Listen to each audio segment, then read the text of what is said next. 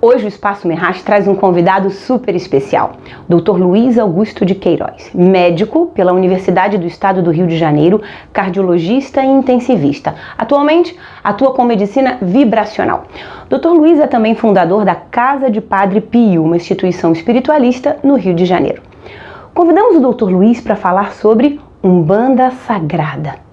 Nascido em uma família onde a prática diária era marcada por espiritualidade e caridade, através do exercício mediúnico de sua avó materna, o Dr. Luiz foi coletando um intenso e profundo aprendizado sobre o intercâmbio entre o mundo físico e o espiritual. Essa avó foi para ele uma fonte de inspiração para toda a sua trajetória de vida, que em paralelo ao seu exercício profissional, abriu também um grande espaço para aquilo que ele sabia que precisava fazer. Sua missão? Direcionar almas para estados conscienciais mais plenos, auxiliar milhares de pessoas a alcançarem a uma só vez o alívio de suas dores, o sentido real da existência e o encontro com sua própria paz. Nessa palestra, Dr. Luiz, antes de chegar ao tema Umbanda, ele vai preparando as nossas mentes através de um incrível preâmbulo que expande o nosso entendimento sobre o conceito subjetivo do tempo dentro da eternidade. E não bastando esse preparo gradual e introdutório, ele também vem construindo um raciocínio bem concatenado sobre os caminhos da mediunidade na história do homem na Terra, sempre acompanhado de uma contextualização histórica. Dessa forma, Dr. Luiz nos apresenta a Umbanda Sagrada com uma sólida bagagem cultural e um entendimento muito elevado sobre o planejamento cósmico que trabalha incansavelmente por nós. Essa palestra, ministrada no final de 2019, na verdade ela foi um presente do Espaço Merrache para toda a nossa equipe de trabalho ligada à apometria, constelações sistêmicas e aos psicoterapeutas do Espaço Merrache. Mas aquele aprendizado todo não poderia ficar somente entre nós. Ele também poderia ajudar outras pessoas a desenvolverem essa visão mais madura sobre o assunto. Compartilhando essa palestra, estamos movimentando um conteúdo de valor no mundo que precisa de informação confiável, responsável e segura, transmitido por quem pode falar sobre o tema com toda a propriedade e experiência. Vale a pena conferir. Tenha um excelente aprendizado.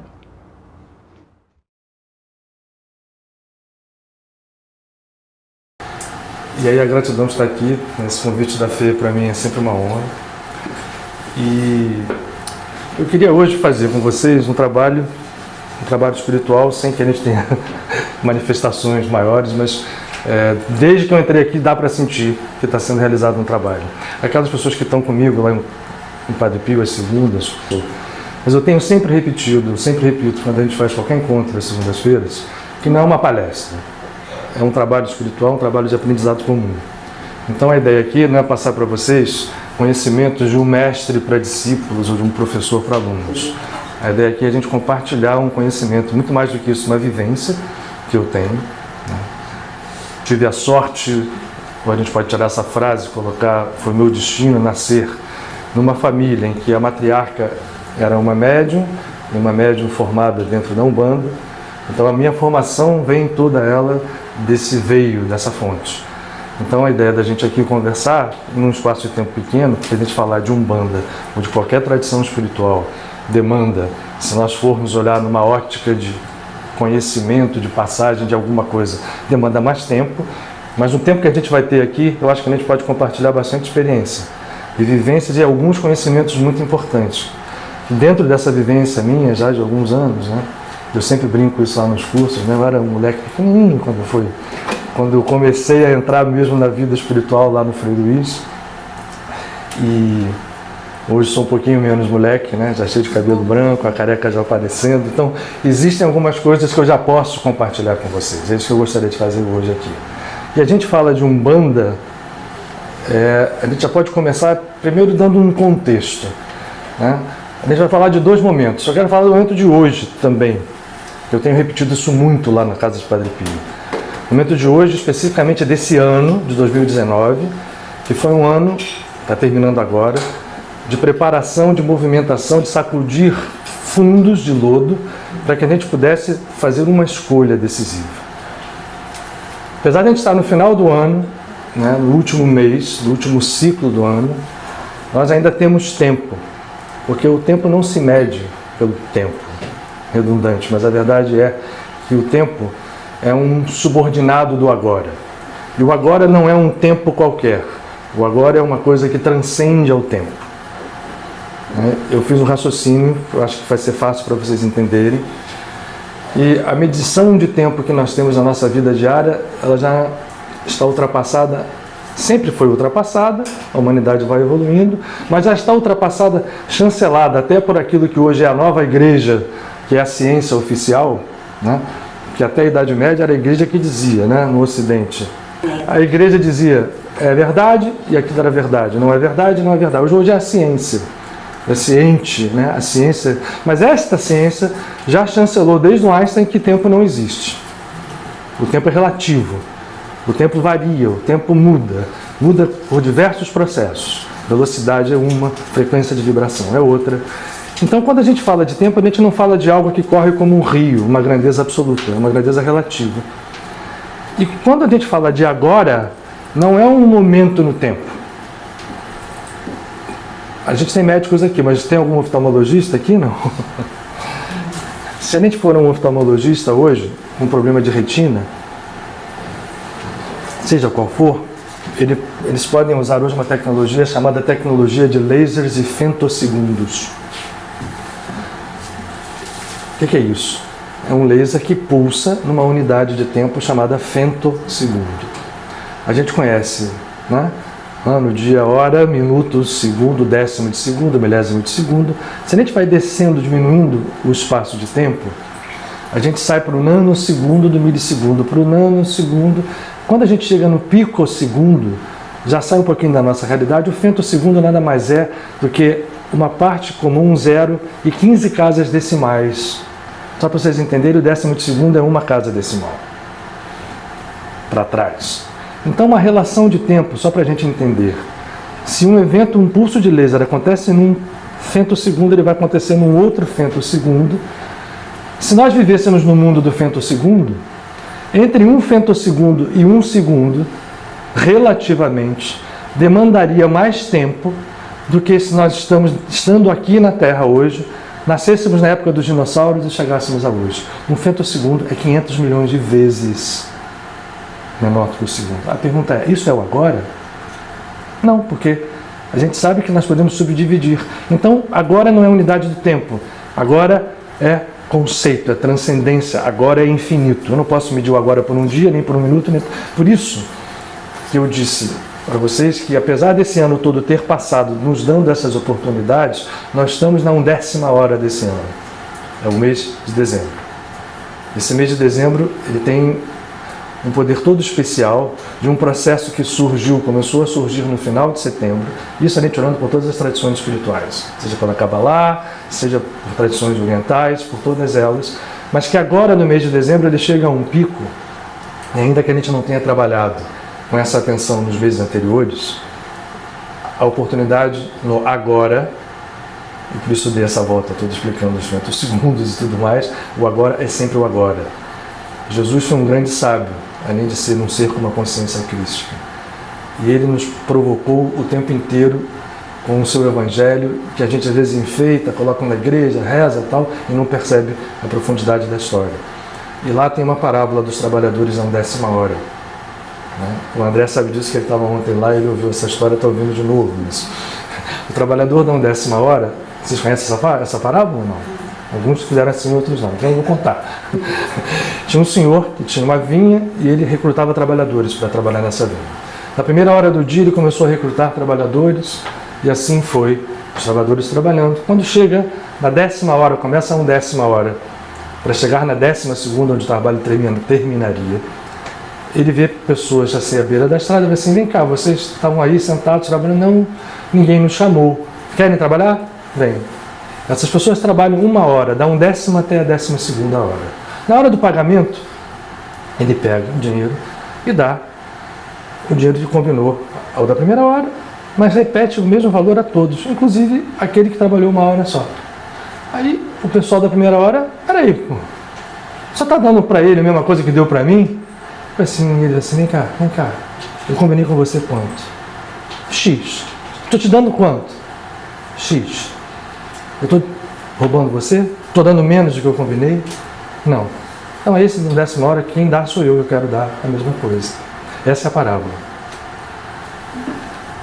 Se a gente olha com um olhar nosso, ainda diz, pô, esse cara era um injusto, né? Essa história tem uma profundidade enorme, vale? Eu quero aplicar ela aqui agora. Nós estamos nesse momento e esse mês de dezembro é um mês da 10ª hora. Existem portais, vocês já viram falar dos portais 12 do 12, 11 do 11, né? Existe um portal de número 9, que é o portal 333, que se aplicou 3 vezes nesse mês de dezembro. No primeiro dia 6, depois no dia 12, e agora vai se novamente repetir no dia 21. Se vocês somarem 21 do 12 de 2019, vocês vão reduzir a 333. É a triplificação do 3, chegando ao 9. E isso tudo é para quê? Porque no ano de 2020, que vai entrar agora, o ano solar, e ele já entrou nos calendários lunisolares que o precederam, por exemplo, o Rosh Hashanah judaico, ele já entra desde o final de setembro. Mas essa vibração é uma vibração que vai nos dar um poder de escolha. Ou a lei do karma, ou a lei que supera o karma, que é a lei da consciência cósmica. Ou, numa linguagem mais religiosa, a lei da graça. Essa escolha depende de nós, e nós temos 1 hora para trabalhar. Eu acho que dá para a gente aproveitar esse mês para fazermos todos os mergulhos interiores, todos os processos que nós conhecemos, dominamos, de meditação, de oração, de trabalho, seja qual for aquele mais afim conosco, seja qual for o caminho que a gente acha que deva, mais importante é que se faça. Porque a potencialização vibratória, cósmica, da Terra, porque também falo isso muito no Padre Pio, as órbitas dos planetas em torno do Sol não são círculos, a gente não faz bolas em volta do Sol, porque o Sol também anda, então a gente faz movimentos elipsoides, por isso as órbitas são, quando a gente reduz a 2 dimensões, são elipses, porque na verdade é uma dança muito bonita. Se a gente faz a projeção tridimensional de todos os planetas em volta, é uma bela figura fractal. E o Sol também se move no centro da galáxia. Então o processo vibratório é diferente a cada ano, mas semelhante. Todos os meses 12 são meses em que nós somos chamados pela 10ª hora a trabalhar o karma. O karma é representado pelo número 12, são os 12 signos zodiacais. E este karma pode ser trabalhado. Foi por isso que colocaram o Natal de Jesus no mês de dezembro. Jesus não nasceu em dezembro. Jesus não nasce no dia 25, historicamente.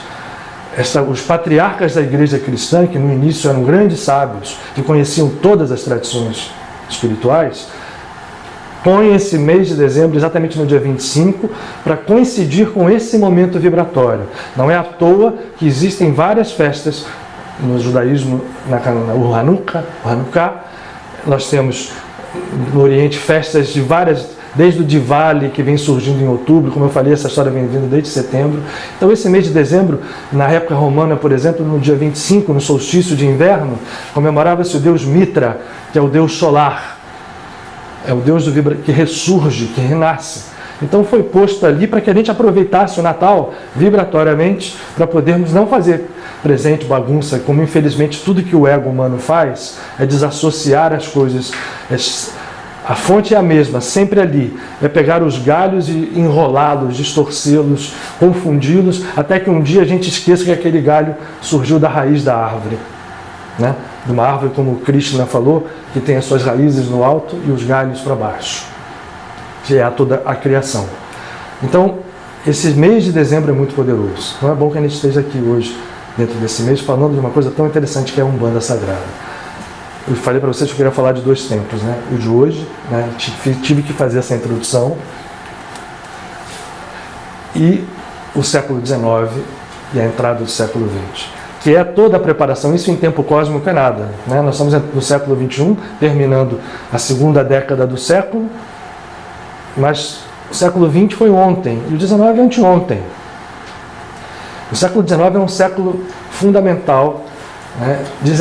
Século XIX, ano 19,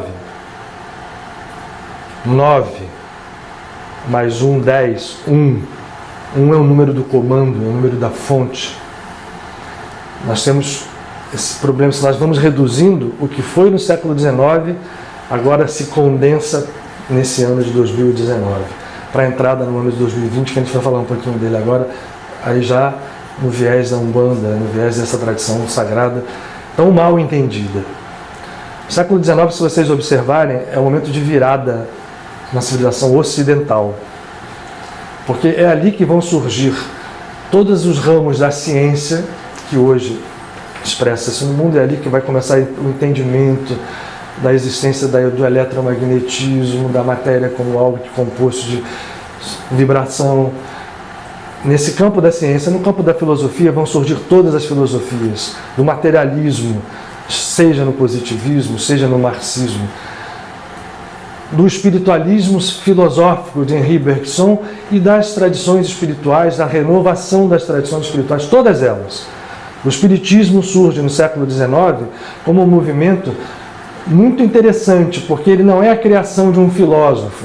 Se vocês viram o filme do Kardec, o espiritismo acontece a partir de fenômenos que varreram a Europa, né, das mesas e tudo mais. O Kardec era um estudioso, era um cientista, professor cético, que foi olhar aquilo primeiro com olhos de ceticismo para depois entender que aquilo tinha tudo por trás, um mar de conhecimento, né, a se entender. Mas não é só o espiritismo que surge. O catolicismo é renovado. A gente vai ter aparições. O ano que foi lançado o Livro dos Espíritos, no mesmo mês, é o mês de uma das aparições de Maria em Lourdes, a Bernadette Soubirous, uma médium espetacular, que via Nossa Senhora e, como a falar para o catolicismo, olha, a comunicação do mundo dos mortos com o mundo dos vivos, ela é tão velha quanto o homem. Isso a gente tem que começar a entender como premissa.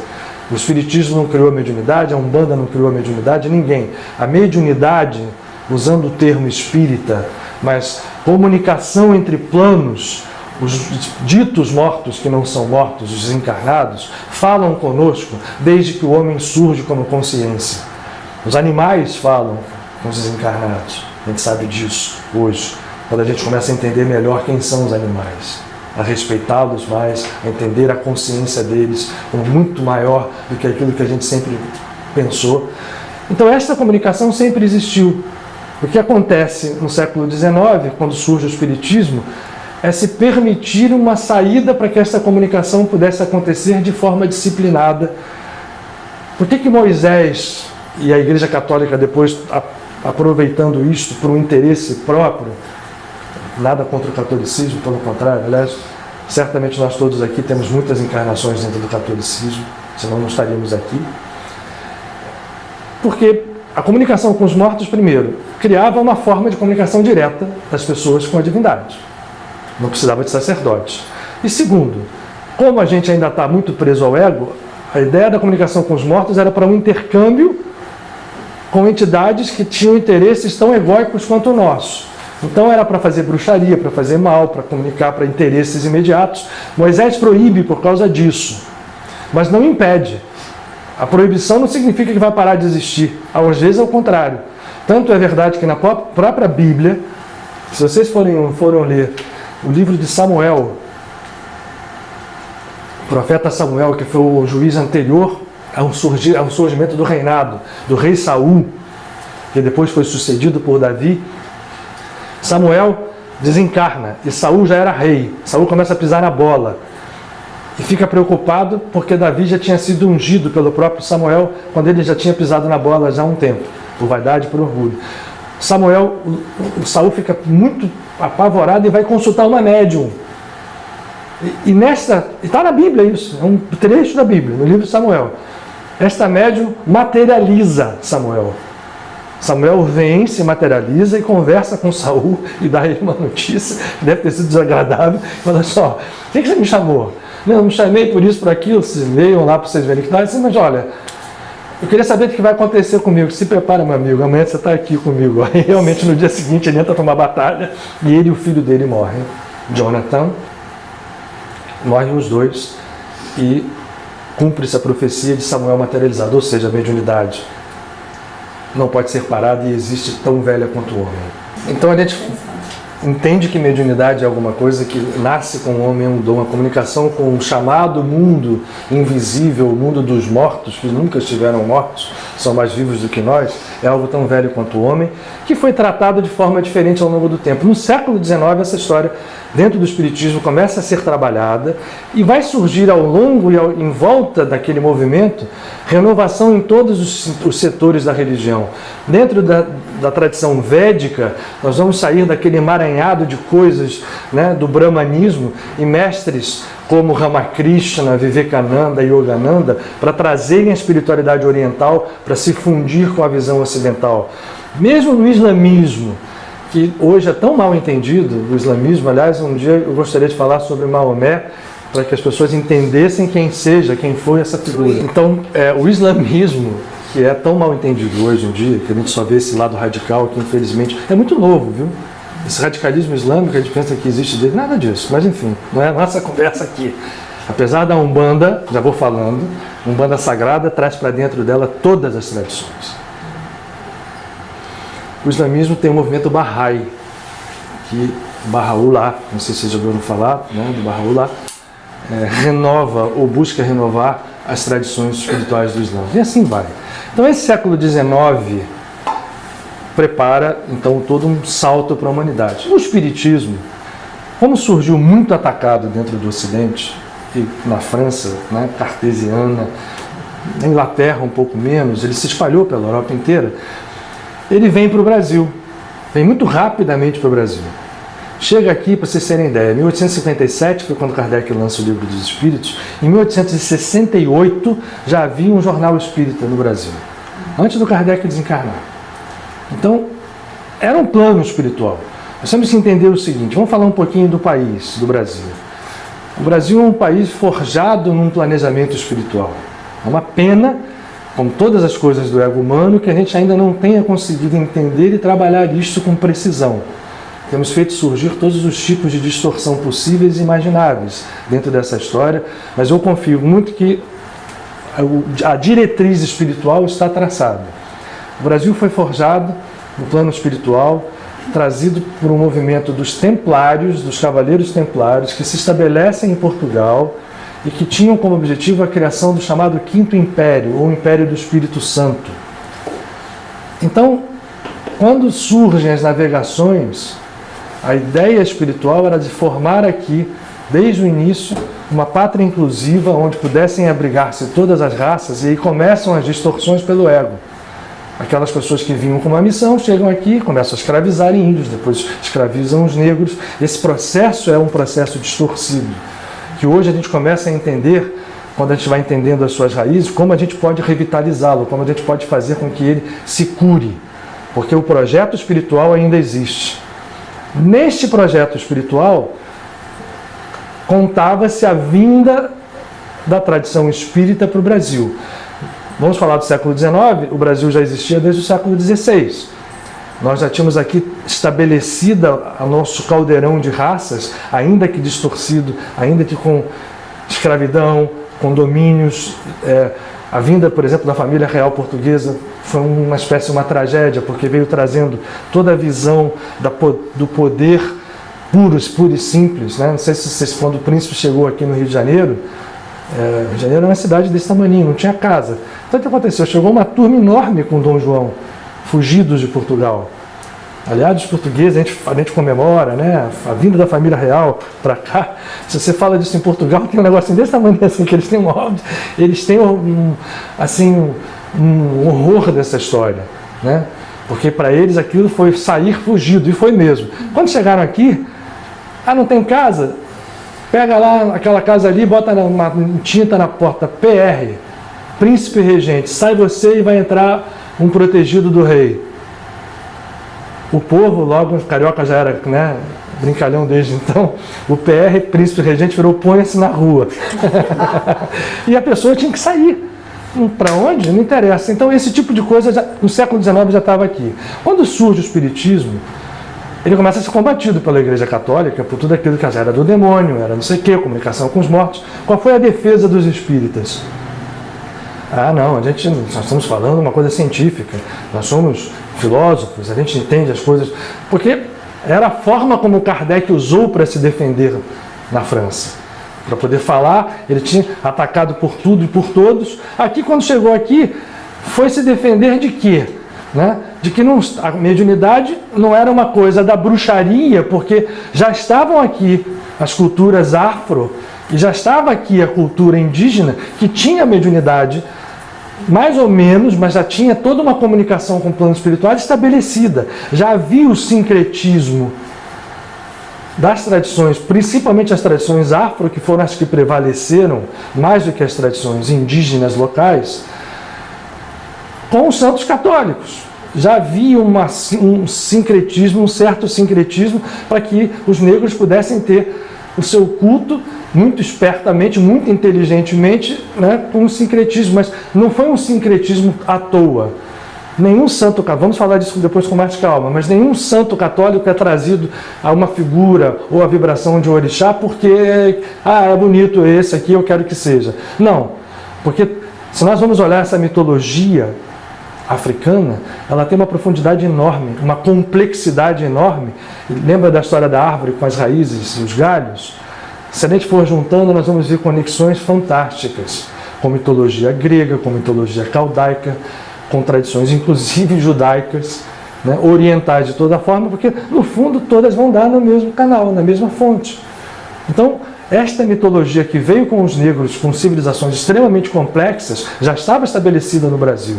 Pela escravidão a que eles foram submetidos, já começavam as conexões com o panteão católico, com os santos católicos, mas mantendo o culto dos orixás. As tradições indígenas, por sua vez, estavam ali e eram um caldeirão. O espiritismo surge e foi confundido imediatamente por ter a mediunidade como um processo dentro do seu complexo de existência, da sua doutrina, eu não gosto muito de chamar esse nome, mas na doutrina havia a possibilidade de comunicação com os espíritos. E a comunicação com o espírito é o mesmo cara ali, é o sujeito é o escravo que se comunica, é o índio que faz, o xamã que faz pagelança. Vocês são isso. A defesa do espiritismo qual foi? Não, nós somos, né, cientistas aqui, então só entra letrado, só entra quem tem isso, só entra quem aquilo.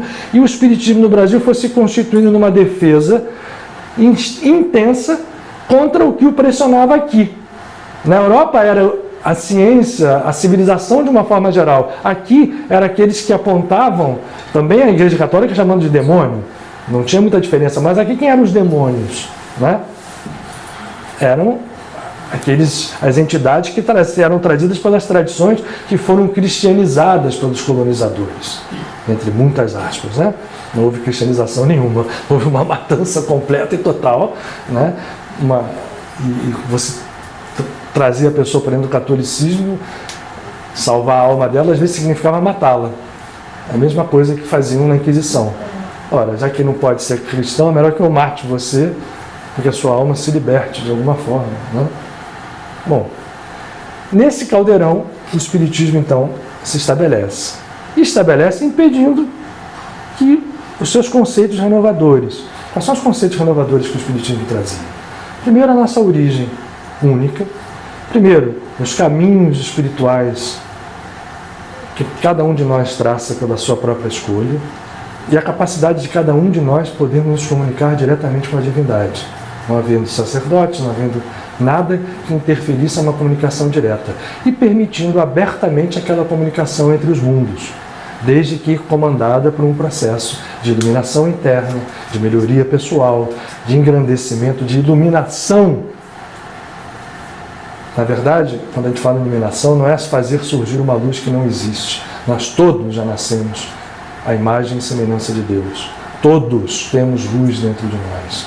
Essa luz apenas está oculta. Esta iluminação, então, não é criar luz, é apenas tirar tudo aquilo que a gente colocou na frente, de anteparo a essa luz. E aí, o povo, as pessoas que sofrem, quem não tinha atributos para ser espírita não era admitido dentro. E já havia comunicações de entidades, já havia mediunismo, já havia E isso era repudiado pelo espiritismo. Imagina, eu num centro espírita receber um preto velho ou um caboclo, eu ia ser taxado imediatamente de tudo aquilo que eu quero me defender. E assim foi o século XIX, final dele, entramos no século XX. Aí o plano espiritual intervém. É preciso que a gente fale do plano espiritual um pouco aqui. A gente tem uma ideia muito vaga de plano espiritual. Quem já leu o Nosso Lar aqui? Outros livros sobre o plano espiritual? Ótimo. Então todo mundo sabe que existe do lado de lá uma sociedade organizada e muito mais organizada do que a nossa. Como o espiritismo clássico está dentro desse viés que eu comentei a vocês, as primeiras comunicações vão nos falando de uma sociedade branca, né? Moldada nos limites ocidentais. E é verdade, só que do lado de lá é muito mais complexo. Vamos falar um pouco de mim agora.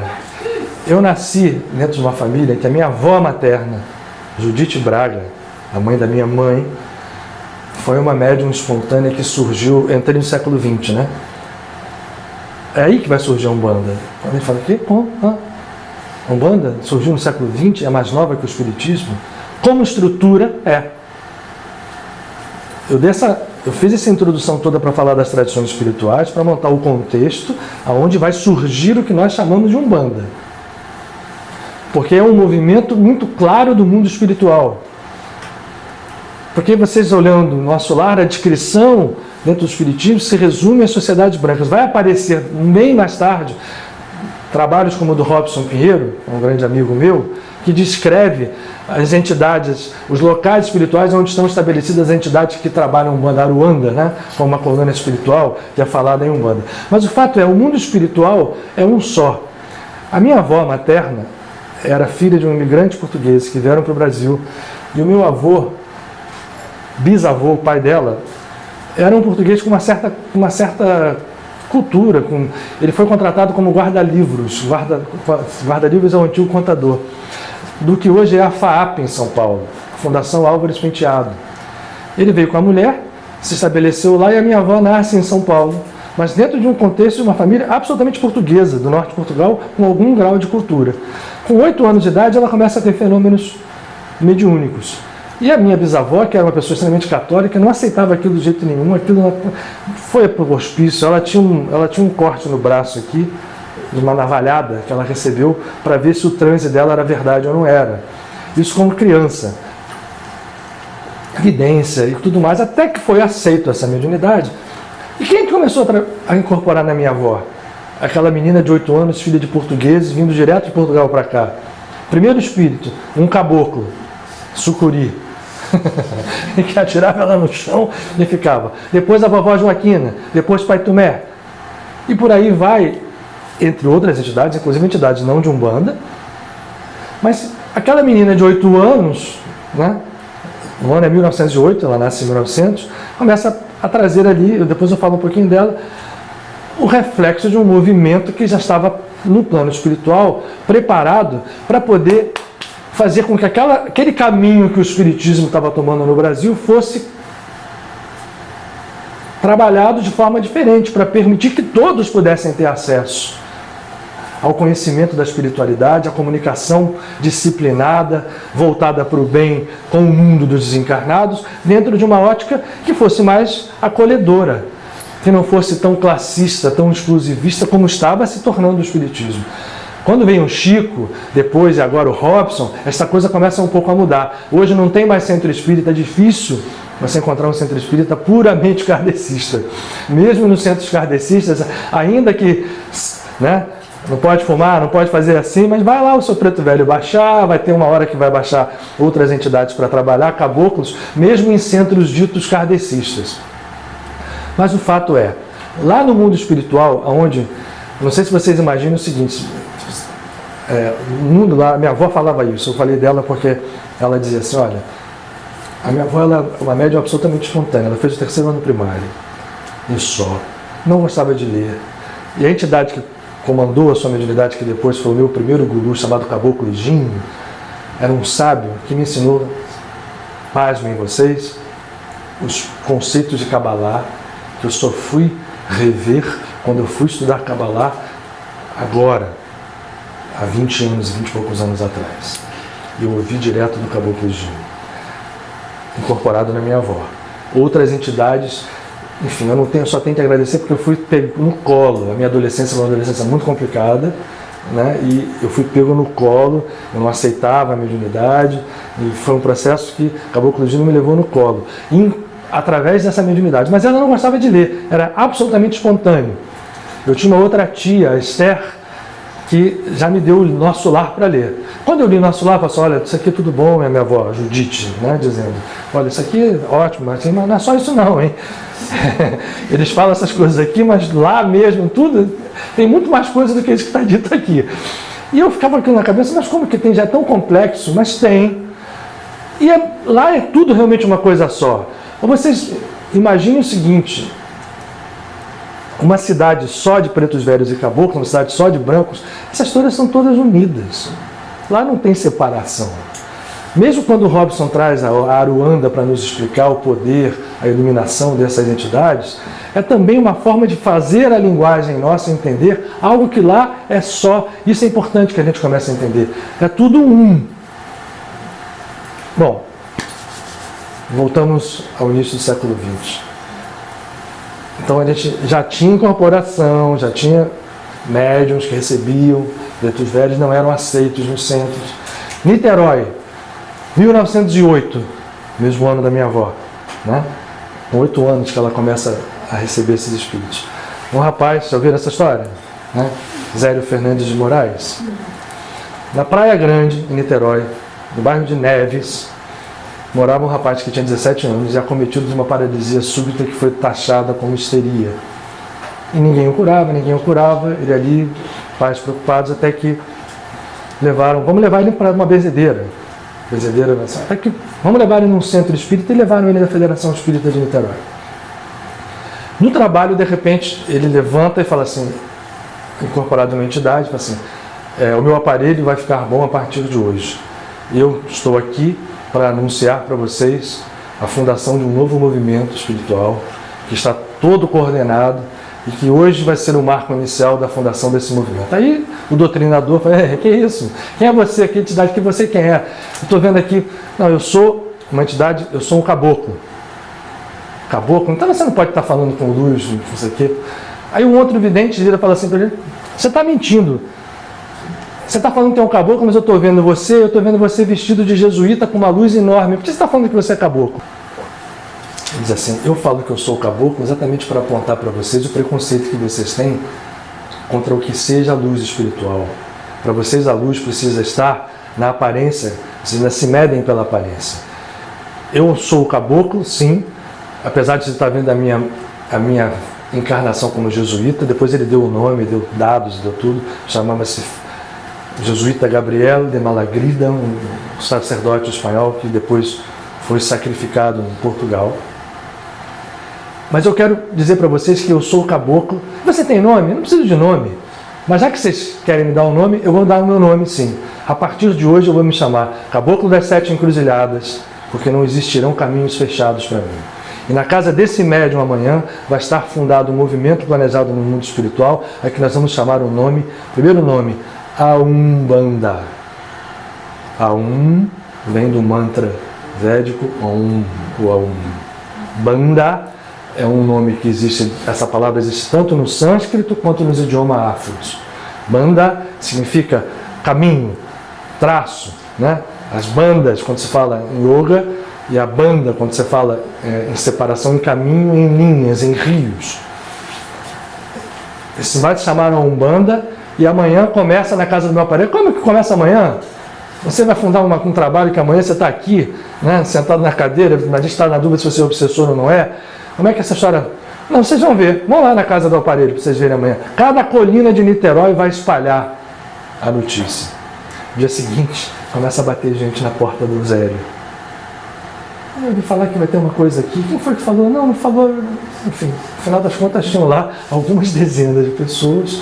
7 encruzilhadas vem, abre o culto, vem pai Antônio, o preto velho que trabalhava com ele, e os dois fazem, não a fundação de algo que começou ali, por isso eu dei essa volta toda. todo aquele movimento que estava sendo impedido de espiritualidade vai ser trazido dentro de um contexto acolhedor que vai usar nessa árvore de cabeça para baixo linhas de várias tradições espirituais, inclusivamente, de forma inclusiva, para que isto formasse um caminho espiritual que permitisse às pessoas de todas as origens, sem que isso tivesse essa acepção de pessoas por religião, por grau social, por cor, por raça, pelo que fosse, que pudessem trabalhar juntas numa visão profunda. Essa é a semente da Umbanda. E as pessoas confundem com uma religião afro-brasileira. Nada contra, pelo contrário, porque ela usa elementos afros, elementos brasileiros, mas não tem uma origem específica. A mistura da Umbanda com o Candomblé, ela é até um certo ponto, porque ela usa toda a denominação dos orixás, das forças cósmicas, vindas da tradição iorubá, principalmente da tradição iorubá. Na África, se a gente for falar de mitologia africana aqui, a gente fica 10 dias falando e não vamos, mesmo dentro do Candomblé. A gente sabe que existem várias correntes de entendimento. O que a gente precisa falar hoje aqui é de Umbanda. Porque o que faz a Umbanda então? O Zélio funda uma tenda, chamada Tenda Nossa Senhora da Piedade, e esta Tenda Nossa Senhora da Piedade vai dar os passos iniciais da Umbanda. Desdobram-se, acabou com 7 encruzilhadas, vão aparecer aquelas pessoas que depois vão formar centros. Ele tinha a missão de fundar 7 centros, funda um que há pouco tempo existiu até na Tijuca, o Centro do Caboclo Rompimato, e outros sempre trazidos pelos caboclos, mas com suporte de pretos velhos, e trazendo não só a denominação, a estrutura da espiritualidade de Umbanda, portanto, funde várias linhas na tentativa maravilhosa, né, nascida no mundo espiritual, de criar uma unidade de entendimento. Bom, isso foi lá em 1908, no século passado. Nós estamos mais de 100 anos. O dia que isso aconteceu foi o dia 15 de novembro de 1908. Portanto, 15 de novembro também é o dia da fundação do Flamengo. Que joga hoje. 15 de novembro é o dia que então é consagrado a fundação da Umbanda. Foi nesse dia que o Zélio foi nesse centro onde a gente ouve essa história. Então a Umbanda, ela não tem... A Umbanda é magia, não sei o quê. Até porque o Candomblé também é muito mal entendido. O Candomblé é uma coisa espetacular. A tradição profunda, porque toda essa mitologia do Candomblé, ela vai se fundir, eu falei isso aqui para vocês, numa mesma origem com as mitologias caldaicas, com a mitologia grega, com a própria visão do judaísmo, palavras inclusive, Iá, por exemplo, né? Quando você fala Iá, Ialorixá, a mãe, um dos nomes divinos na Kabbalah é Iá. É um nome absolutamente pai e mãe, mas veja que coisa interessante, até na própria linguagem essa história vai. Mas a Umbanda pega esse processo e cria uma cosmologia própria, juntando essas tradições. Então a Umbanda não pode ser confundida com o Candomblé, no bom sentido da palavra, sem que isso minimize o Candomblé. Pelo contrário, o Candomblé é altamente poderoso, é uma tradição fantástica, uma espiritualidade muito profunda, mas no Candomblé, por exemplo, não existe a comunicação mediúnica, como a gente conhece na Umbanda. No Candomblé, a manifestação de um orixá é apenas a manifestação, e aí nós começamos a entender os orixás como linhas de consciência, de existência, de forças emanadas na linha única do Deus original, da consciência cósmica infinita, que emite qualidades vibratórias que cada uma das tradições espirituais denomina de uma forma diferente. Então, nós vamos ensinar a mitologia grega, Zeus, Mercúrio, né? Marte. Nós vamos ter, no judaísmo não tem divisão, mas tem os nomes de Deus, né? Na verdade, Hashem, o nome vai depois se manifestar como diversos nomes, Yah, Yahvé, né? Elohim, Adonai, Shaddai. Os orixás, dentro dessa cosmologia africana, são a emanação dessa unidade. Então, quando a gente vai falar de Oxalá, de Xangô, de Oxum, de Iemanjá, de Ogum, são consciências que emanam, não é uma entidade física, não é uma individualização num ser de consciência restrita, é uma consciência expandida que trabalha numa linha. Agora vocês podem fazer uma comparação, por exemplo, quando surgiu a visão dos mestres ascensionados, com os raios diversos aonde se manifestam os diversos mestres. Se a gente puder fazer, a gente pode fazer uma conjugação, uma semelhança. É bonito até fazer esse trabalho, né? Hoje aqui fica um pouco... Porque, mas se eu, por exemplo, pegar o Ogum, eu posso conectá-lo com o Marte no panteão da cosmologia, eu posso conectá-lo com Elohim e com Shaddai dentro da Kabbalah. Eu posso fazer conexão de Ogum com Arjuna, por exemplo, dentro da cosmologia hindu, ou com Agni, o deus do fogo. Porque, na verdade, essas divindades são só emanações de uma consciência única. O que a Umbanda faz? Para poder fazer esta conjugação com o catolicismo, com o espiritismo, com as tradições orientais, olha a beleza da Umbanda, ela vai conjugar com o polo da mediunidade as tradições vindas de todas as origens.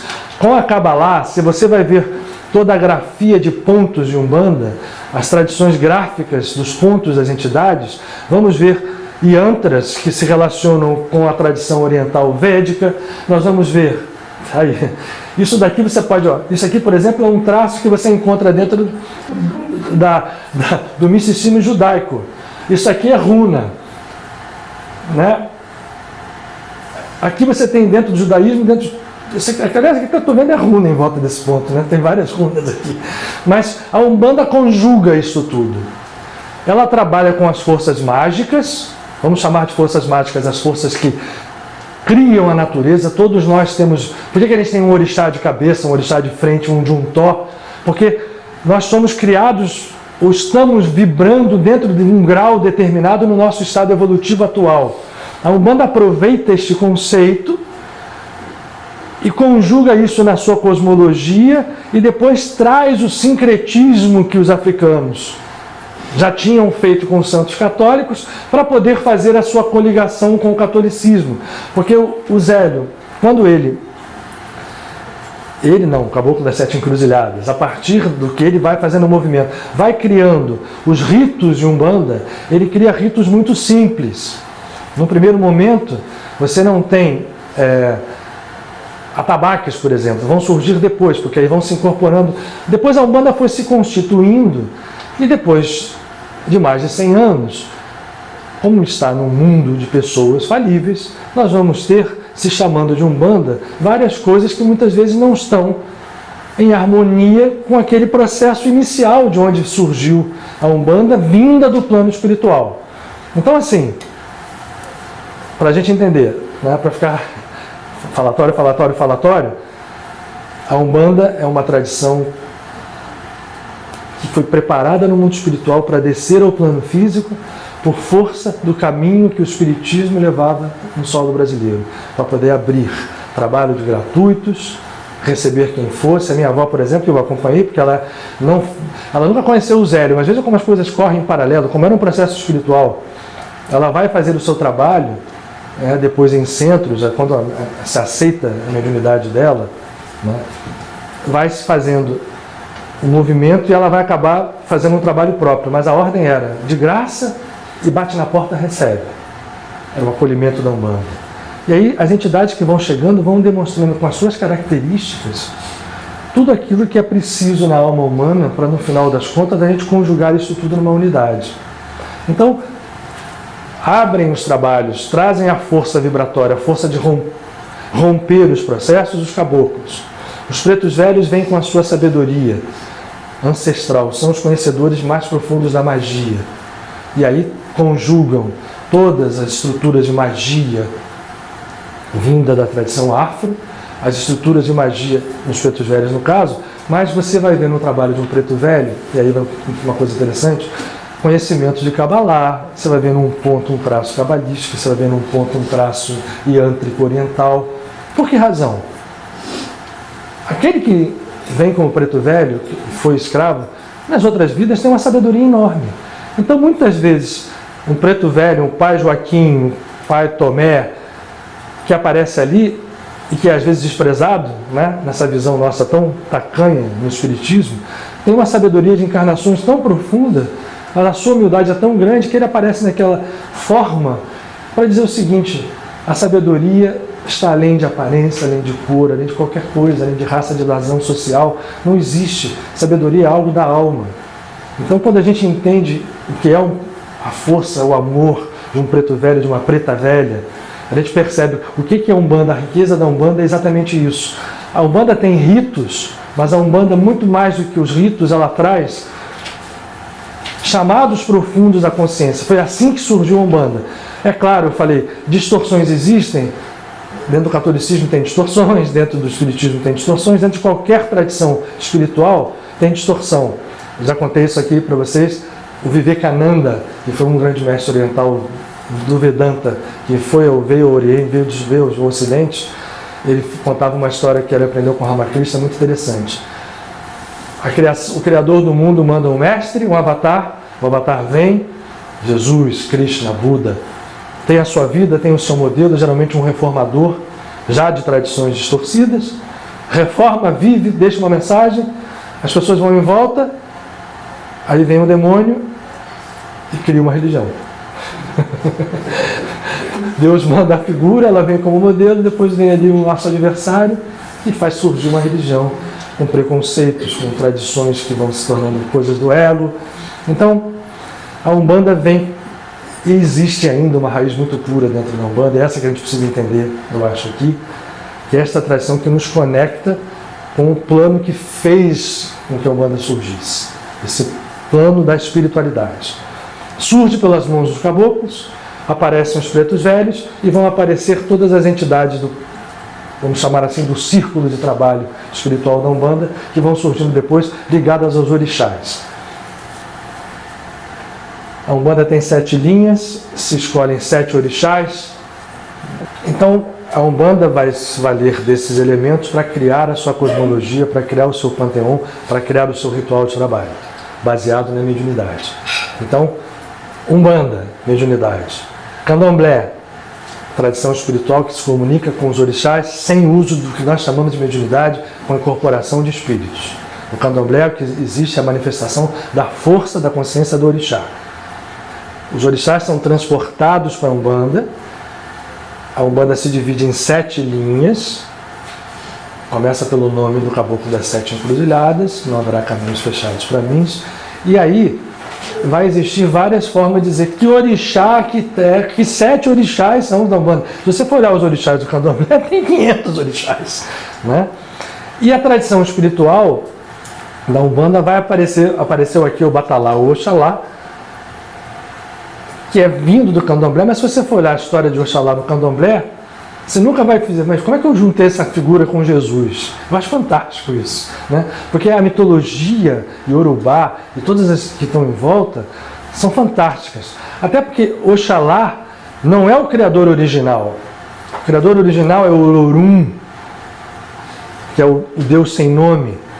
Oxalá é um dos filhos dele, ele tem um irmão chamado Ododu, me corrija aí os especialistas em Candomblé, que disputa com ele uma briga inicial. E se for olhar, as raízes mitológicas são muito ricas.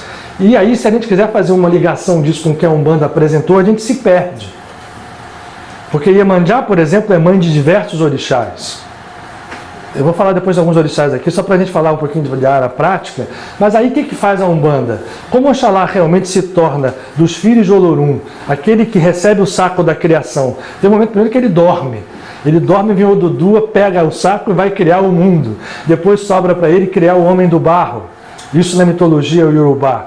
Mas quando a Umbanda traz, Oxalá traz e faz muito bem a sincretização com Jesus. Por quê? Jesus é uma figura, ao contrário do que a Igreja Católica, não é o Deus que desceu aqui encarnado, mas é Deus sim, pela consciência crística que ele tem dentro dele. Então essa sincretização de Oxalá, que é o movimento criador com Jesus, é perfeita dentro da Umbanda, abrindo as linhas que seguirão depois. Xangô, que aparece logo depois e é posto na Umbanda. Na tradição Urubá, é um guerreiro que ascende à categoria de orixá. Era rei de um reinado chamado Oió. Mas ele é sincretizado com a força que vem logo depois desse criador orixá. Ele é filho, por exemplo, em várias tradições, filho de Iemanjá. E Xangô aparece então como um rei que coordena os processos kármicos de justiça, como um orixá de força, de justiça, de guerra, assim, muitas vezes, mas muitas vezes de extensa amorosidade, de poder. Acho que vocês já... Existem várias formas de a gente manifestar, mas a Umbanda vai compondo as suas 7 linhas a partir dessa sincretização dos orixás com as concepções de outras religiões para se tornar uma grande casa de abrigo, onde todos pudessem se sentir à vontade. E aí, usando essa nomenclatura que vem da tradição iorubá, no candomblé, a sabedoria do mundo espiritual foi fantástica, porque abre porta àqueles que já tinham essa tradição e estavam chegando ali para entender coisas muito interessantes que o Espiritismo tinha trazido e que não estava chegando a eles. Com a possibilidade de fazer o bem, com a possibilidade de fazer... E usando inclusive a magia, que era proibida no Espiritismo. Os trabalhos vibratórios que são feitos na Umbanda, com pontos, com banhos de descarga, com trabalhos específicos, são poderosíssimos e que suplementam muito a desobsessão espírita. Tanto é que quando você vê surgir a apometria, ela vai incorporar vários elementos da Umbanda. Por naturalidade, por uma gravidade natural. E a Umbanda é sagrada porque ela é profunda nos seus conhecimentos. Ela tem um esoterismo por detrás dessas aparências enorme. Falamos de Oxalá e falamos de Xangô, a grande mãe Iemanjá, que é filha de Olorum também, e mãe de diversos outros orixás. Ela é, na verdade, o símbolo da grande mãe, apesar da primeira esposa de Oxalá, na tradição iorubá, ter sido Nanã. A mitologia é interessante. Nanã foi a primeira esposa de Oxalá, só que Oxalá largou ela e ela ficou muito triste. Por isso Nanã vai para uma lagoa e fica ali dando e dá o... Porque quando nasceu o seu filho, o Baluaê, ela o desprezou pela forma como ele nasce, e Oxalá despreza a Nanã pela forma como ela desprezou o Baluaê. Então, se a gente for entrar por mitologia para tentar olhar a tradição de Umbanda, a gente não vai conseguir. A Umbanda foi muito sábia quando ela pega todo esse processo e traz para a linha vibratória, para a consciência do orixá, para explicar a forma como a manifestação da criação se deu.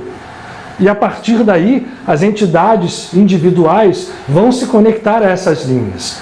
E escolhe, dentro de um panteão enorme de orixás, 7, e que ainda dentro da Umbanda não coincidem. As 7 linhas de Umbanda, você vai ver vários autores falando de linhas com orixás diferentes em diversos pontos. Então o que eu vou falar para vocês aqui não entendam como verdade absoluta. Estou colocando a visão que eu tive da minha experiência, ouvindo o Caboclo Gino, lendo, ouvindo as entidades falarem, da minha própria mediunidade. Então nós falamos de Xangô, de Iemanjá e de Obatalá, Oxum, que aliás, o ano de 2020, que vem aí, muitos estão falando entre Obatalá, Oxalá e Xangô, como regentes, com Oxum e com Exu. A gente vai falar de Exu aqui porque Exu é um orixá. É importante que a gente entenda isso, para separar coisas dentro da Umbanda. Oxum é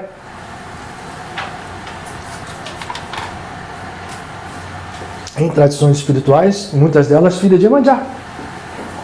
E é uma das 3 mulheres, das 3 orixás femininas, que são mulheres de Xangô. Isso aqui vale a pena a gente contar só para a gente... Xangô, como rei, como tudo, era aquele que tinha várias mulheres, várias, mas tinha 3 preferidas. Oxum, que vocês viram, estão vendo aqui, ela na sua representação africana, que é a das águas calmas, que é a da beleza. Não sabe as qualidades de Oxum, mas uma das características de Oxum é a astúcia. As outras 2 são Nhansã e Obá. Nhansã, Oiá e Obá. E Yansan e Obá são muito parecidas, no sentido de que Obá é das águas revoltas, das águas junção de água do mar, a guerreira, aquela que briga, que defende Xangô em tudo, mas que a astúcia de Oxum fez com que ela, Oxum, se tornasse preferida, porque ela queria saber por que ela ia na guerra com Xangô, por que ela ficava o tempo inteiro e Xangô só queria Oxum. O que Oxum fazia? Qual era o segredo? Ela vai para Oxum, pede para que Oxum conte. E Oxum diz assim, eu vou te contar o segredo. Eu prendo Xangô com amalá. Amalá é a comida de Xangô, na tradição afro. Usa quiabo, camarão, faz todo um preparo. Isso tudo é magia. Magia não é algo que faz. Né? É vibração, é consciência, é hora certa. Né? Isso é tudo muito complexo. Longe da gente poder sonhar em falar isso aqui em uma hora e pouco, ou 2 horas. Mas ela diz assim, olha, é um amalá, mas tem uma coisa. No amalá, para você pegar mesmo o Xangô, você tem que botar a sua orelha. Aí ela, mas não, esse é o grande segredo, não é só o amalá com a orelha. Aí Obá, queria, né, estava sempre do lado, ela que defendia Xangô, e Oxum ficava só ali, mas na hora Xangô vinha para Oxum. E até um pouco mais para Yansan, porque ele vivia também com Yansan, com as 3, mas... E corta a orelha e bota no amalá. Quando o Xangô vê aquilo, dá um escândalo, fica... Como pode... Ela tinha esquecido de olhar para Oxum e Oxum tinha 2 orelhas. Como é que ela pôs a orelha dela no amalá? A astúcia de Oxum engana Obá e Obá se transforma num orixá, apesar de guerreiro intenso, triste. Né? Triste porque ficou sem uma orelha, mas continuou defendendo Xangô, continuou do lado. E vejam só como o processo é complexo para a gente trazer isto para as 7 linhas de Umbanda. Né? Aqui ela está sem orelha. Ó. Olha a mão ali na orelha que ela tirou. Né? Ela traz essa espada, tudo isso tem nome dentro das tradições afro-brasileiras. Cada uma dessas coisas tem um símbolo. E quando a gente fala dos outros orixás, dentro dessa história toda, Oxum e Yansan são aquelas que são mais trazidas para a Umbanda, apesar de Obá também. Vão vindo. Mas quando a gente fala de 7 linhas de Umbanda, tem as denominações diversas. Oxalá sempre, Xangô sempre, Oxum sempre, Yansan sempre, Ogum sempre. Varia-se embaixo, porque aí vai aparecer o Baloê, vai aparecer o Oxóssi, vai aparecer Exu, vão aparecer vários orixás, Oxumaré, por exemplo, um orixá que poucos conhecem, vocês já ouviram falar de Logum-Edê? Não, como é? Logum-Edê é um orixá altamente poderoso, é um dos filhos de Nanã.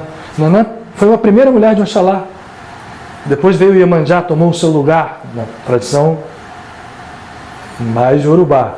A Umbanda vai pegando esse processo todo e vai aplicando dentro desses orixás, ela vai se tornando complexa dentro das suas linhas espirituais, onde vão se apresentando os caboclos.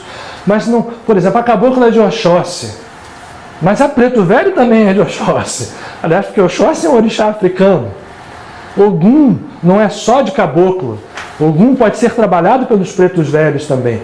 Então, a Umbanda traz as linhas como linhas originais e as entidades, sejam caboclos, sejam pretos velhos, vão se encaixando dentro dessas linhas. Por exemplo, olha só que legal, uma coisa, Oxóssi caçador, filho também de Nanã, irmão de Oxumaré, irmão de Logum-Edê, que também é um caçador. A palavra Edé, em Urubá, Edê significa caçador. O Logum, ou Lo é senhor, Ogum é o movimento, é o guerreiro, Logum-Edê é o caçador, e ele é um caçador poderosíssimo, é um orixá que tem uma força muito parecida com a força das crianças de Ibede. Tanto que muitas vezes ele é representado como menino em terreiros de Umbanda, mas ele não tem nada de menino. Logum-Edê, procurem conhecer, procurem saber os trabalhos, porque quando a gente quer resolver problemas sérios se resolver, Logum-Edê, muitas vezes ligado a Exu, é o orixá de caminho para se fazer isso. Quando a gente fala de Oxóssi, acabou que tem que ser de Oxóssi. Vou contar para vocês uma história, para ver como é que é interessante. Ontem foi o último dia de Padre Pio, aí chega uma das meninas que faz parte da Desobsessão, e a nossa Desob lá, imagino que vocês, se não conhecem, entendem que lá tem Preto Velho, Caboclo, a gente tem trabalho, tem tudo no Padre Pio. Afinal de contas, eu fui criado na Umbanda. Né? E chega uma das meninas da Desobsessão, olha, a Desob, né, tem um presente para você, uma cesta assim. Olha, a gente está trazendo pelo seguinte, porque eu fiz uma encomenda de um presente para o que faz o SOS, o trabalho de Umbanda lá. E nós pedimos uma determinada entidade. E aí veio errado. O que eu encomendei não veio, veio uma outra coisa. Quando a que é quem controla a Dizob na casa de Padre Pio, né? É uma companheira nossa de primeira hora, viu? Falou assim, não, isso aqui é para o Luiz. A Dizob toda vai pagar essa coisa errada e nós vamos dar para o Luiz. A menina estava trazendo, ela tira dando a coisa, uma imagem linda dos 7 flechas. Os 7 flechas é um caboclo que começou trabalhando, eu pequeno vi trabalhando na minha avó. Minha avó, 7 flechas, eu cresci vendo o caboclo Gino e outras tantas entidades que trabalhavam com ela. E eu não queria saber de mediunidade. Para mim, eu via, sentia tudo, mas incorporar, para mim, zero. Não é nada, de horror. Quando eu me sentia, às vezes eu fui num centro de candomblé, quando eu pisei naquelas folhas, lá eu fui, vai cair, vai bolar. Aí eu falei, não vou bolar coisa nenhuma, segura daqui, vou sair, vou lá para fora. Até que um dia veio, as entidades vieram, começaram a incorporar em mim no tranco.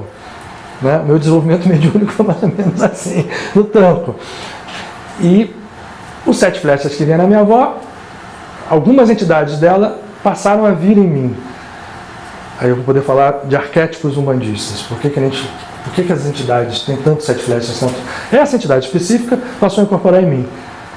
E trabalha até hoje. Ontem, lá, na véspera do dia de hoje, eu ganhei uma imagem dos 7 flechas. E 7 flechas é um caboclo de Xangô. Então, a história, a cabocla é Oxóssi, não, todo mundo é de todo mundo. Há linhas de caboclo de Oxalá, há linhas de caboclo de Xangô, há linhas de caboclo de Ogum, de Oxóssi. Só não tem de Obaluaê. Obaluaê é mais ligado à sabedoria dos pretos velhos, que é o orixá da cura, é um orixá temido, é um que vai aparecer certamente, e ele é um dos orixás que compõe com muita frequência as divisões de 7 linhas. Por que o Obaluaê usa aquela palha? Porque ele tem tanta luz que as pessoas, se virem a luz dele, ficam cegas. Por isso ele usa aquela cobertura. E ele é esse filho de Nanã, que depois se tornou o orixá da cura. Quando ele toma o aspecto Mulu, que é uma contraparte de Obaluaê, as pessoas ficam medo porque ele trabalha nessa transição de planos de vida e morte. Então as pessoas têm medo, né? Porque vai aparecer o Mulu, é o orixá da morte. Mas não, é o orixá da transformação, da cura, da renovação espiritual, do renascimento. E as pessoas que têm vibração com o Obaluaê são grandes curadores. O Obaluaê está mais ligado a linhas de pretos velhos e a linhas de Exu. É importante que a gente entenda o seguinte. Eu falei do caboclo 7 flechas, trabalhando com a linha de Xangô. Ah, mas então, os 7 flechas é um só? Não.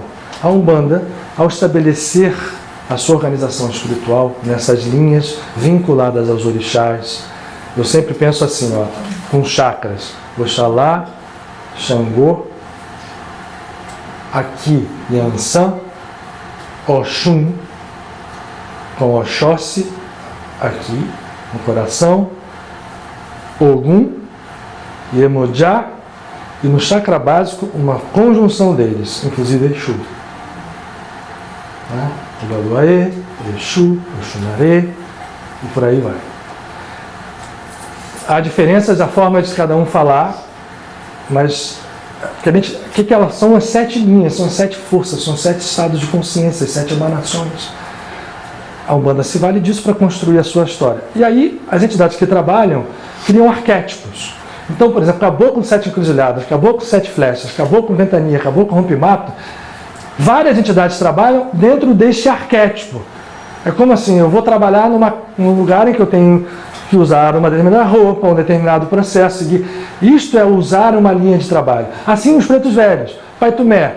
Existem várias individualidades usando esse arquétipo do Pai Tumé, do Pai Joaquim, do Pai Antônio. E assim por diante, das caboclas, das pretas velhas, enfim, das crianças. Existem aqueles que se chamam encantados, por exemplo, que são elementais.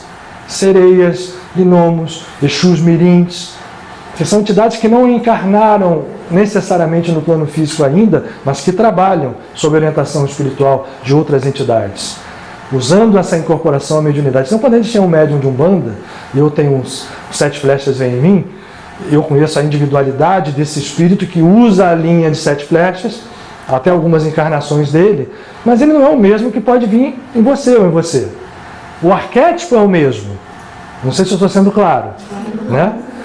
E assim com todas as entidades de Umbanda. Portanto, o Exu Caveira não é um caveira só.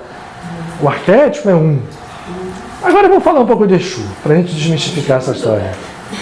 Então, o entendimento então, que a gente deu da complexidade da história de Umbanda, nessa história de trazer toda essa mitologia afro para dentro do conceito então da Umbanda, a gente vai entender então que agora a Umbanda é algo que surge muito posteriormente a todas essas tradições espirituais que já estavam aqui desde o século XVI para fazer essa entrada espiritual entre Exu.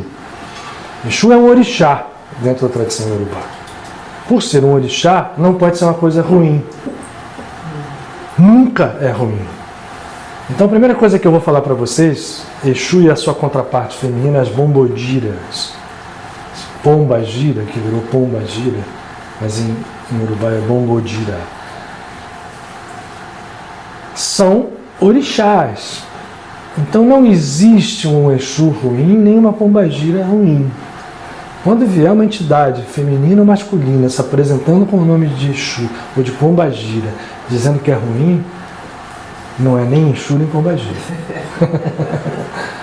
São outras entidades que se valem disso, né, que trabalham ali aproveitando as confusões que vão sendo criadas a partir do ego humano nas tradições espirituais e, se valendo disso, usam esses nomes para poder se valer de características que estão ligadas a pombagiras, às bombogiras ou aos Exus, que, distorcidas pelo ego, né, são usadas por ela, como a sexualidade, por exemplo. A sexualidade é divina. Então, quando você tem um Exu que tem uma vitalidade forte dentro desse nível, por isso quando é que a gente vai localizar Exu? A gente localiza no chakra básico, mas quando a gente põe Iemoja aqui no chakra genésico, como a grande mãe, eu posso trazer Bombodira para cá, é uma filha de Iemoja. Exu é filho de Iemoja. E Exu é um orixá encarregado de fazer a comunicação entre planos. A gente vincula Exu ao deus Hermes, ou deus Mercúrio. Exu, portanto, Exu tem uma sabedoria muito grande. Exu é tido no Iorubá como irmão de Oxalá, para vocês terem ideia. Então, quando a gente fala da linha de Exu, eu não estou falando de uma linha rasteira terra a terra, onde estão os eguns.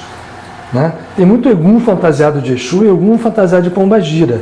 Não tem Pombagira ruim. As bombodiras trabalham com o quê? Com os atributos maternos da divindade próximos ao nível físico, mas sem deixar de vincular isto com a natureza divina da história. Então, se tem uma sexualidade, é uma sexualidade feminina de alto nível. A bombogira, na verdade, ela faz as coisas, como ela é materna. O que é maternidade? Geração, né? Gravidez, forma, construção. E as bombogiras trabalham nesta forma de construir coisas no mundo físico. E para isso precisa das forças sexuais originais, os polos masculino e femininos que nascem na divindade. Elas trabalham com o polo feminino e Exu com o masculino no nível terra a terra e por isso o risco dessa confusão. Mas um Exu de verdade jamais vai fazer o mal e eles vão entrar por serem divinos, mas estarem muito próximos da vibração física, aonde existe a confusão criada por nós e por entidades desencarnadas que têm mentalidade ainda estruturada numa consciência muito baixa. Eles entram nos umbrais para poder queimar vibrações, para poder desfazer trabalhos, para poder reconstruir do lodo perfume. Como é que o lótus tira o seu perfume? Tira o perfume enfiado com a raiz no lodo. Eu preciso de alguém que vá lá no lodo buscar a mesma essência para criar o perfume. O lírio, né, é a mesma coisa.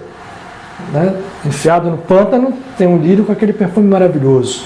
Então, uma bombogira e um Exu, a gente vê as posições na Umbanda com a sexualidade, e aí muitas entidades se aproveitam disso, né, para poder buscar em nós aquilo que nos conecta a elas. Então, o Exu é neutro, faz o mal ou faz o bem, ele responde a quem... Não é bem assim. A neutralidade de Exu é exatamente a fusão dos conceitos de mal e bem acima do nosso entendimento. Porque um Exu de verdade, vou repetir, ele só vai fazer o bem. Ele pode ser um executor kármico, lembra que eu falei que ele é o comunicante entre os planos? Né? Compatível a Mercúrio, ao deus da comunicação, no panteão grego, Hermes. Então, o Exu pode ser um executor kármico. Determinadas linhas de Exus executam karmas, são relacionados a Xangô. Alguns Exus entram em nível de batalha, são relacionados a Ogum. Por exemplo, a linha dos tranca-ruas, por exemplo, relacionados a Ogum, a vibração de Ogum. Mas não são ruins. Então, não é uma coisa que traga coisa ruim, nem Exu, nem Bombogira. Se eu tenho alguém chamando de Bombogira, fazendo coisas distorcidas, né, que buscam coisas egóicas, não é uma Bombogira de verdade. Não é uma pombagira de verdade. Eu, por exemplo, me lembro, né, aqui estão vários, eu nem sei dizer quais são tão bonitas, mas... Né, Rosa Caveira, talvez, essa aqui, né? Maria Padilha, certo? Todas são apresentadas como formas, né, de mulheres ciganas e todas mais. Vou repetir, porque lidam com a sexualidade, mas lidam com a sexualidade olhando esse nível superior. Então nenhuma Bombogira vai te levar para a devassidão. Não existe. Maria Padilha não leva para a devassidão. Não existe, não está num bar para tomar bebida, para fazer essas coisas, não. Ela vai lá para exatamente consertar os processos que estão acontecendo. E muitas que aproveitam, muitos espíritos astutos se transformam naquilo para ficar levando as pessoas a irem para a sexualidade se disfarçando, vamos chamar assim, de um Exu ou de uma pombagira. Exus trabalham, são seres de extrema responsabilidade, são guardiões. Se você vai falar para Kabbalah, usam a força das duas mãos. Aí eu vou falar das 13 almas benditas. Por que 13? 13 é um número, aí onde veja como a Umbanda é fantástica. É uma tradição vinculada à tradição cabalística. O número 13 é um número extremamente de sorte dentro da tradição judaico-cabalista. Por isso ele foi banido dentro da civilização cristã, transformado no número de azar, número de bruxa, não sei. Mas não. Por que ele é 13 o número de sorte? É o número dos atributos de misericórdia de Deus. São 13 os atributos. E, portanto, as 13 almas benditas são 13 anjos que não encarnam, que gerem os atributos de misericórdia da divindade. Por isso, quando a gente vai rezar para as 13 almas benditas, é sempre para pedir perdão, misericórdia, trabalho. E essas 13 almas benditas trabalham, o Exu trabalha com as duas coisas. Há Exus que são vinculados diretamente a forças angélicas. Nós vamos falar de São Miguel, por exemplo, Micael, que assume o comando da Umbanda, como assumiu o comando do povo de Israel, como assumiu o comando da Igreja Católica, assumiu o comando dessa linha de Umbanda. O grande originador e o arquiteto de todo esse trabalho que aparece no mundo como Umbanda é o Arcanjo Miguel. Tanto é verdade que ele comanda tudo, comanda todas as linhas. Ele vai comandar o Baluaê, vai comandar os cemitérios, vai comandar o mar, vai comandar todas as vibrações de mata, de floresta, de tudo. É o Arcanjo da Misericórdia. A cor do Miguel é essa aqui, hein? Tá? Hoje, por acaso, eu estou com ela. Esse azul bem clarinho. E aí, assim, quando a gente fala de Exu, a gente tem que ter esse conhecimento para que quando vier... Eu ia contar para vocês isso. Eu tinha 14 anos. E a minha avó, olha só, ela recebia Exus mulheres, não recebia bombogiras. Eu pelo menos nunca vi nela. Né? E ela tinha, o fantástico nela, porque como ela tinha uma mediunidade muito espontânea, ela tinha questionamentos, né, típicos daquela médium. E uma das coisas que ela tinha era exatamente essa visão, né, da bombogira e tudo mais. Eu me lembro quando tinha 13 anos, naquela minha fase de mediunidade, que a minha mãe tinha uma amiga muito próxima, e eu de tarde fui dormir, vindo da praia, tive um sonho, dormindo à tarde, né, aquele sono da tarde, em que eu me via conversando com uma mulher muito linda, com uma saia rosada, e ela vinha, chegava perto de mim, fazia aquelas coisas assim, com um cigarro na mão, falava assim: eu sou a Maria Padilha, sou a Bombogira. Eu quero que você diga para a Yara, que é essa amiga da minha mãe, que ela vai ficar grávida e vai ter um filho. Mas para esse filho nascer, como tem que nascer, ela tem que acender 3 velas para mim. Isso foi o meu sonho. Eu acordei. E minha avó, nessa época, morava com a gente em casa aqui no... Falei: vó, tive um sonho estranho. Sonhei com, agora aqui, com a bombogira. Ei, meu filho, cuidado com isso. Olha lá. Como é que é? Aí eu falei, contei o sonho. Não, então tá bom. Você também acende uma vela para ela e não fica pensando muito nela, não, senão você vai... E aí, assim, depois eu fui conhecer e ver o quanto iluminada era, porque realmente a Yara ficou grávida, logo depois nasceu a filha dela, que hoje é uma menina que a gente conhece, já não é mais menina, já tem filho e tudo mais, e teve um problema na gravidez de hipertensão que foi resolvido. A criança nasceu bem, então hoje já tem filhos e tudo. E quem é que veio dar a informação? Foi a Maria Padilha, foi a Bombogira, né? Então, você veja, né, aquilo foi um sinal para mim, depois de muito tempo, entender o quanto esses espíritos são sábios, quanto eles são mal entendidos por nós. Então a gente precisa ter, como é que eu vou me coligar com eles? Como é que eu me coligo? O que o médium precisa fazer? Seja na Umbanda, seja em qualquer lugar. Trabalhar aqui dentro. Não há estudo possível, capaz de superar ou de estar no lugar desse trabalho que a gente tem que fazer aqui dentro. Na hora que você faz isso, as entidades que vão chegar, sejam quais elas a você, estarão dentro da sua pureza de manifestação. Então o caboclo vai ser forte, mas não vai ser orgulhoso, não vai ser o teu ego. O preto velho vai ser sábio, mas não vai ser a gente chamar o meu preto velho, o meu caboclo. Não é nada disso. A gente é que é deles, né? Eles são as entidades que estão aqui para nos ajudar, para nos comandar, e a riqueza desse processo é enorme, né? Depois de anos como médium, recebendo entidades, vendo todo tipo de trabalhos, fica muito claro, né, que o que a gente precisa ter como núcleo é esse trabalho interior. A partir desse trabalho, tudo que vier é bom, é luz, né? Por exemplo, quando o Exu Caveira começou a trabalhar comigo, eu mesmo questionava, ainda eu já tinha a percepção de o que eram os Exus. Mas as primeiras manifestações dele, você vamos Caveira, né, trabalhar. Mas eu tinha tido também um sonho com Caveira. Eu fui trabalhar com Caveira perto dos meus 40 anos de idade. Mas com 16 anos, eu também tive um sonho, né, nessa época, uma época muito rica dessa minha adolescência maluca, foi a época que mais eu tinha sonhos assim com características de desdobramento. Eu numa cidade assim que parecia uma cidade medieval, andando naquelas ruas, eu andava assim e vi uma figura com uma capa longa, nunca me esqueço dessa forma, uma capa comprida, um vestido como se fosse um nobre qualquer, e um olhar, uma cara bem morena, com o rosto afilado, uma barba, me olhando. Aquilo começou a me dar medo, eu fui meio que, vou fugir. Aí eu saí por uma esquina, corri, quando eu fui na esquina, você viu aqueles filmes? Pá, o cara tá ali. Aí eu entrei para outro lugar, pá, o cara tá aqui. Aí, na última, ele já apareceu perto. Eu falei assim, não tenha medo de mim.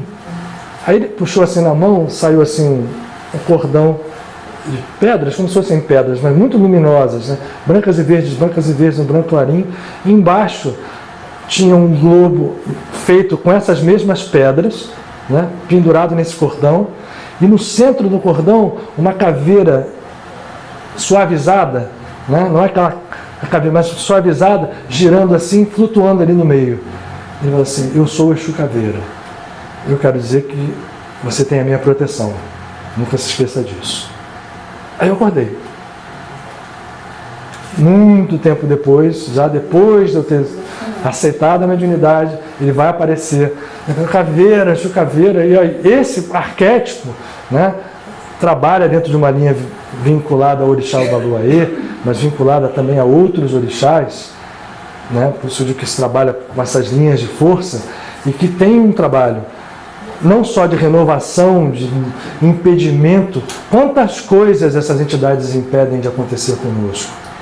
Porque nós estamos ainda num plano em que os nossos karmas estão atraindo a cada momento possibilidades de coisas que essas entidades que nos protegem cancelam a cada momento e nos direcionam para as possibilidades infinitas de destinos melhores possíveis. Então o trabalho deles tem que ser entendido e respeitado e honrado no sentido de que cada vez mais fique claro quem eles são. E vai se desaparecendo aqueles impostores que se utilizam de nome de Exu e Pombogira para confundir as pessoas. Bom, eu acho que fica um pouquinho por aqui, mas... E aí a gente abre para a pergunta, né? Mas o que mais importa é isso, entender que se fica alguma coisa que a gente pode sintetizar, a Umbanda é um projeto espiritual trazido especificamente do Brasil, mas já está espalhado pelo mundo inteiro. Tem Umbanda na Argentina, que o caboclo lá fala. Miserrico.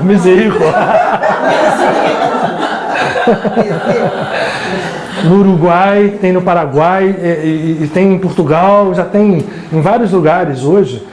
A Umbanda se espalha, mas aquilo, a gente tem que saber o núcleo onde está. Porque como tem em qualquer religião, tem as distorções, né? Uma coisa rápida, fumo, bebida, por que se usa isso? Neutralizadores vibratórios. No caso do fumo e do defumador, dos banhos de ervas, né? Os trabalhos se utilizam para que você crie instrumentos físicos, magnéticos, para que você propale intenções e projete em níveis astrais ou outros estruturas que vão levar ao objetivo do trabalho, seja qual for ele. Banho de descarga, a mesma coisa, né? São importantes porque a gente está no mundo físico, por mais que a gente reze e tudo mais, o banho de descarga neutraliza e puxa dos chakras, dos centros de forças, determinados banhos, uma infinidade deles, de ervas e tudo mais. Cada orixá tem várias ervas vinculadas a eles, né? O Oxum, por exemplo, você conhece aquela flor alamanda, aquela flor amarela, que a gente brincava de fazer unha? Eu, pelo menos, brincava quando era criança. Cortava o caule e botava assim para fingir de unha de vampiro. Bem em todo lugar. As folhas dessa flor são maravilhosamente ligadas ao Oxum. E muitas outras mais. Mas, então assim, tem que ficar um entendimento da gente que a Umbanda, portanto, ela traz instrumentos para criar uma percepção de espiritualidade muito ampla. Tanto que o nome é a Umbanda, vinculada ao mantra Om da criação.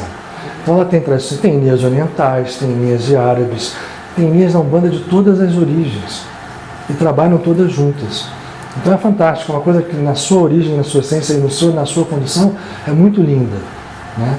E, voltei, o defumador, mesma coisa, e a bebida é usada por dois motivos.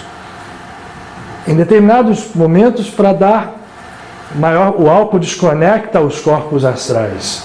Então, às vezes a entidade usa a bebida para permitir que a incorporação dela dentro do padrão da Umbanda seja mais forte para ela poder realizar certos trabalhos que a consciência do médium não permite. Esse é um aspecto.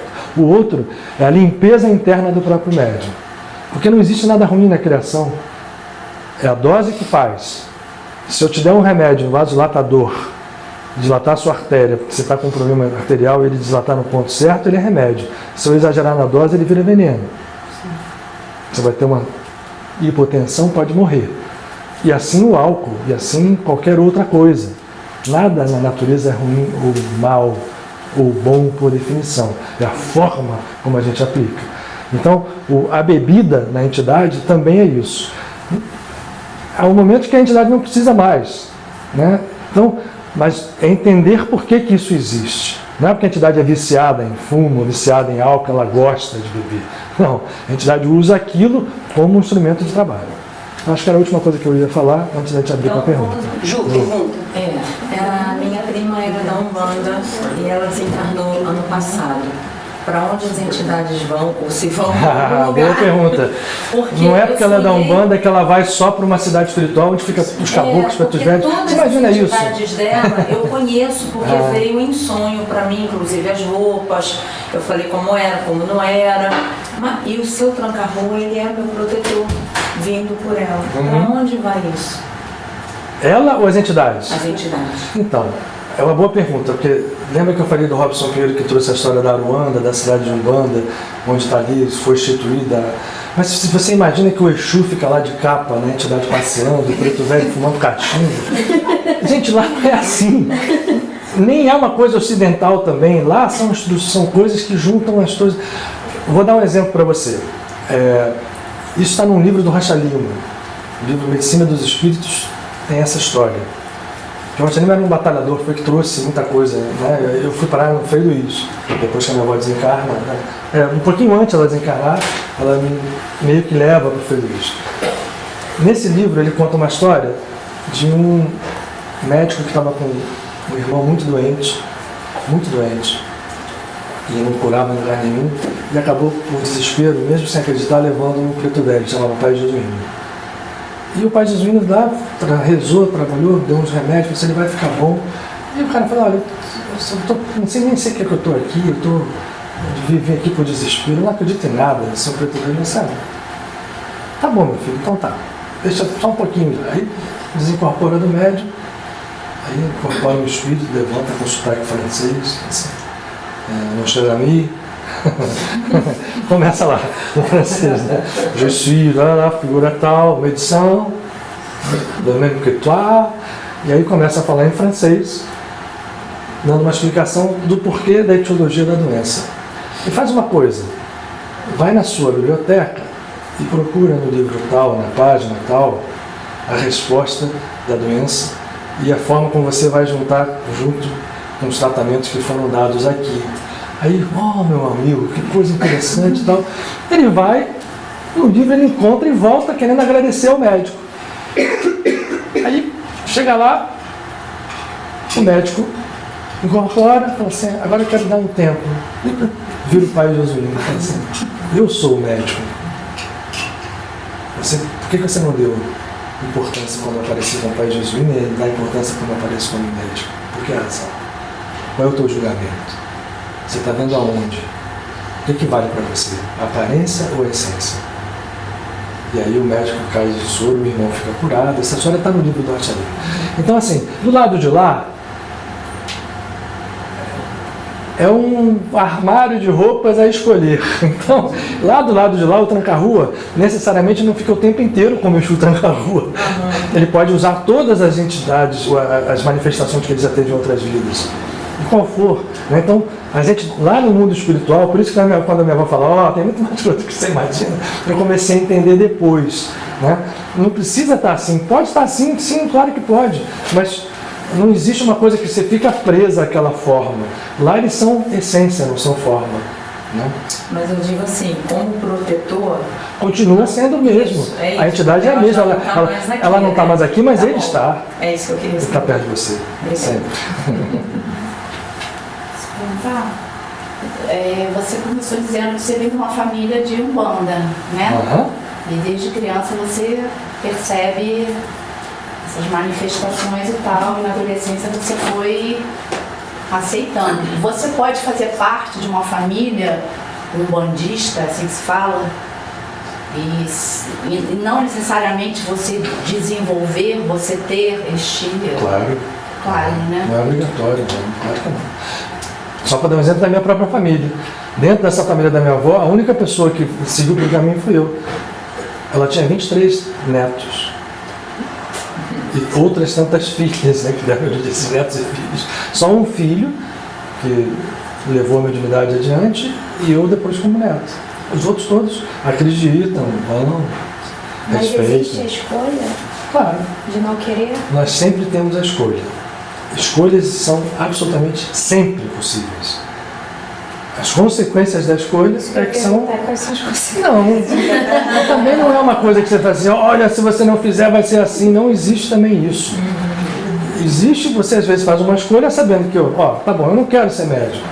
Não quero ser médico de Umbanda, não vou fazer. Mas vou me tratar espiritualmente. O problema não é ser médium para exercer mediunidade. O problema é desenvolver espiritualidade. Então, se eu não quero fazer pela Umbanda, mas quero fazer por um outro jeito, vou fazer pelo outro jeito. Sabendo que talvez nesse outro jeito seja mais difícil, mais fácil poderia ter sido por ali, mas por ali ou por aqui, a coisa vai para dentro. Ser médium só e receber espírito não vai eliminar ninguém.